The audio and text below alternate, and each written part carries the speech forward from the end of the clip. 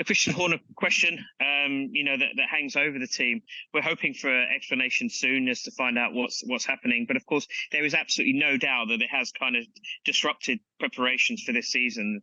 While the team say it's business as usual, you can't help but feel that with everything that's been going on, it is a slight distraction, even in the sense that the drivers being asked about the team boss. Christian Horner's a fundamental part of that team. If he stays, if he goes, whatever happens, whatever the outcome, it has been an unwelcome distraction. Will they bounce back? I still think that they'll bounce back. And as I said to you earlier on, I still think Max will win the title. It's just a bit of a distraction at this point. Hopefully, we'll have some resolution soon. Of course, yeah, I'm here in Bahrain, and the big question is, can anyone stop Max Verstappen? The answer at the moment is we don't know. We've only had pre-season testing up to this point. We've had 3 days, of which Max has spent 1.5 days in that car. So I have to say, a bit of a guessing game at this stage. But that said, Red Bull did look very impressive during pre-season testing, very quick. I think for me, the biggest thing was the reliability. There were no issues found on his car. Normally, you have a bit of a problem with these brand new cars and a little bit of fettling. But, they were quick out the box. And I think that's slightly onerous for all the other drivers. So can he be stopped? Let's see. I think if he was a betting man, the smart money probably is on a Max Verstappen World Championship win. The suggestion is that Max can romp to the title and it's just going to be a procession. Do I believe that? I don't. I think that we'll see much more competitive action this year. I think that this year the rules have stayed kind of stable. There's been no big development. So all the other teams, what that allows the other teams to catch up with Red Bull. Obviously, the car that they design is quick, but with no rule changes, no one's lucked into a brand new design, which is going to make up seconds. So we should see some convergence. I personally think that we're going to see McLaren back in the race. I think Lando Norris may break his duck and finally get a win. It seems like McLaren had a better sort of second half of 2023, and Norris himself got on 7 podiums. Does that give them a lot of reason for optimism going into this campaign? Yeah, I'm very excited to see what McLaren can do, and especially Lando Norris. In the second half of last season, he was the second highest point scorer after Max Verstappen. So whatever they brought upgrade-wise, it absolutely worked for McLaren. And they went into the winter very confident. And they've carried that confidence into this year. They did a very early livery launch so we could see what the car was going to look like. And all the noises that are coming out of the team are kind of very positive, almost cocky. They feel that they've got it right. And I think that confidence is flowing through the team. I think Lando, during pre-season testing, looked confident. He's a great driver. I think that he's just missing that win. I think when he gets that win, he'll get a couple more. And of course, his teammate is Oscar Piastri, a very talented rookie driver. Last year, he was a rookie driver, came in, hadn't been driving an F1 car, hadn't been driving a Formula car for one season, came into Formula One and absolutely drove, so well. I think we're all pretty excited to see what he can do with his second season. Now he's got a season under his belt. He's more confident. He knows the tracks. I think that he's going to offer a stiff test to Lando. And again, team dynamic. Let's see how that works. If he was to get a win before Lando, how would that change the dynamic at McLaren? Would that inspire Lando to come on and, push more harder for his win? Or would it have the opposite effect and obviously put him into a bit of a tailspin, knowing that his teammate now has that victory? I'm really looking forward to seeing that dynamic at McLaren. I think they're an exciting team, a young team, but they are certainly moving forward. And what about Lewis Hamilton? This is obviously his final season for Mercedes before he goes to Ferrari in that shock transfer that happened on transfer to football deadline day. Any chance of an 8th title for a British hero there, Lewis? Will Lewis win his 8th title with Mercedes? I don't think so. I think it's probably going to be too much of a push.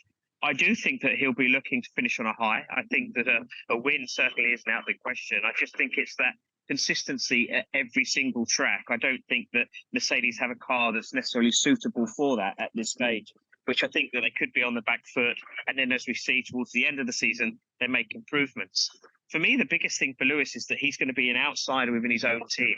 This is the first feeling that he's ever had in Formula One. He's leaving. So what happens is that he starts to get cut out of the meetings in the second half of the season. Why the team are talking about their practices for 2025, he won't be welcome, because obviously they'll be talking about the secrets and they don't want him taking all that knowledge to Ferrari. So I think for me, that's going to be the biggest thing, just how he copes being the outsider within his own team, the pressure as well, and seeing, Mercedes, if they've got 50-50 choice, they may well back George, knowing that he's now the future for their team. So I think that the dynamic within Mercedes is going to be interesting, but no doubt Lewis wants to finish his time with that team with a win. You mentioned George Russell. What about his prospects this season? And it sounds like Mercedes have a new design philosophy this season. Can you explain a bit more about that?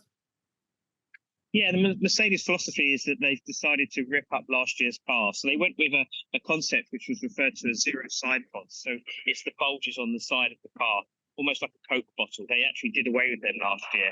It was a design that people sort of looked at and thought, it's not going to work. And of course, it didn't work. They had so many problems with porpoising. You may remember all the bouncing and all that. Grid drivers really struggling to get control of that car. They have definitely ironed out those problems. It now looks more like a conventional Formula One car. It depends.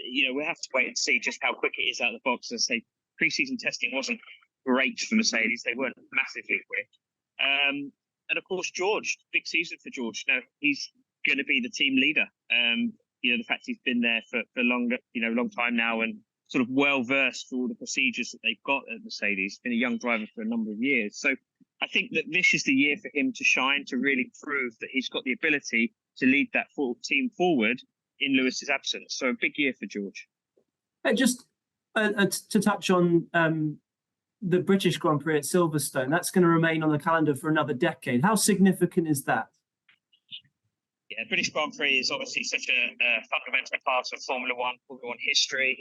The majority of the teams are based in the UK. It was great to see Silverstone finally get that deal over the line. I know that they've been working with Formula One for a number of years on extending that deal, but a 10-year deal is phenomenal. Just to keep it at home at Silverstone, it's going to be fantastic. I think that everyone needed that security. It allows Silverstone to plan going forward.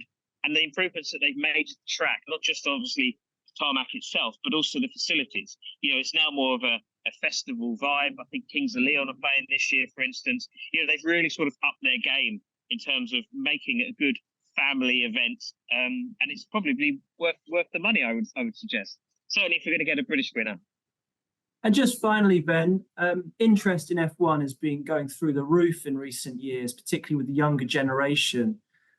But do you think the organisers will be a little bit concerned that if this season ends up being the one-horse race that many of the bookies at least are predicting, that could stunt that progress in interest? Yeah, the Max Verstappen effect of winning all the races and whether that has an impact on the popularity of Formula One is quite interesting. When you talk to the people within Formula One, they say that's absolutely not true. They're convinced that Max's success is actually helping the sport in the US, because the US audience are familiar with him and seeing him at the top. So it's actually helping grow the sport. Do I believe that? I don't know. I mean, it's difficult to say, because when there's one guy winning week in and week out, we saw it during the Schumacher dominance. People were switching off. I hope that it doesn't happen. I don't think it's going to happen. The younger audience, obviously, they've come in recent years, so they're obviously not familiar with Michael Schumacher's success, perhaps, and also Sebastian Vettel winning, his 4 titles in a row. So I think that Formula One does work in cycles. I don't think they're massively bothered, providing the action's good. They're buying into the personalities and the drama at each race, which is what I'm hoping that we have this year. I'm hoping that it delivers on track. Are people bothered about one man winning all the time? We have to wait and see, Tom. I don't know if that's going to have an impact just yet. Formula One, as I say it's not having an impact. I don't know.